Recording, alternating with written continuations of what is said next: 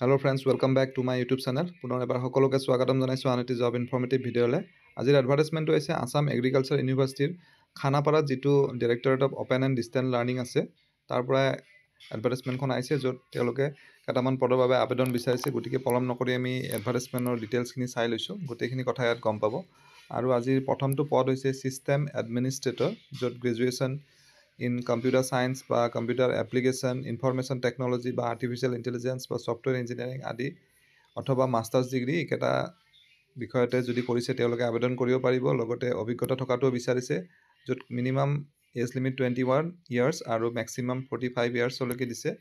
আৰু ইয়াৰ দৰমহা হিচাপে ফিক্স পে থাকিব 35,000। আৰু আজি ছেকেণ্ডটো পষ্ট হৈছে ডাটা এণ্ট্ৰি অপাৰেটৰৰ। ইয়াতো কোৱালিফিকেশ্যন ছেমে বিচাৰিছে, গ্ৰেজুৱেশ্যন হ'লেই হ'ল, ইয়াত কোনো অভিজ্ঞতাৰ প্ৰয়োজন নাই। আৰু মিনিমাম 21 ইয়াৰ্ছ হ'ব লাগিব, মেক্সিমাম 45 ইয়াৰ্ছলৈকে পাৰিব। আৰু ইয়াত চেলাৰী হিচাপে 25,000কৈ দিব পাৰ মান্থ।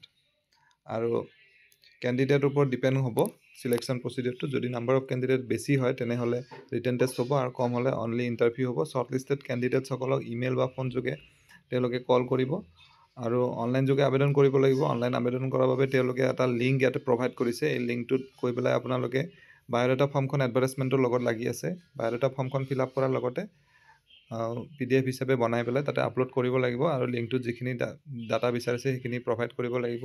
অহা 7 জুনৰ ভিতৰত আবেদন কৰিব লাগিব। সময় 7 জুনলৈকে আছে।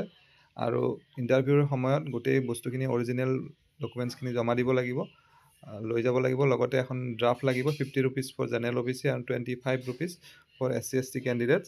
আৰু অৰিজিনেল ডকুমেণ্টছ ভেৰিফিকেশ্যনৰ সময়ত লাগিব ইণ্টাৰভিউ টাইমত। গতিকে আশা কৰিছোঁ ভিডিঅ'টিৰ জৰিয়তে আপোনালোকৰ মাজৰ এজন হ'লেও কেণ্ডিডেট উপকৃত হ'ব। ইয়াতে নাম্বাৰছ অফ পষ্ট কিমান আছে দিয়া নাই এতিয়ালৈকে তেওঁলোকে ক্লিয়াৰলি। চ' নাম্বাৰ অফ পষ্টটো বেছি হ'ব পাৰে, এটা হ'ব পাৰে, দুটাও হ'ব পাৰে, এইটো পিছতহে গম পোৱা যাব। গতিকে আশা কৰিছোঁ ভিডিঅ'টিৰ বাবে এজন হ'লেও কেণ্ডিডেট উপকৃত হ'ব। পুনৰ এটা নতুন ভিডিঅ'ত লগ পাম। ধন্যবাদ।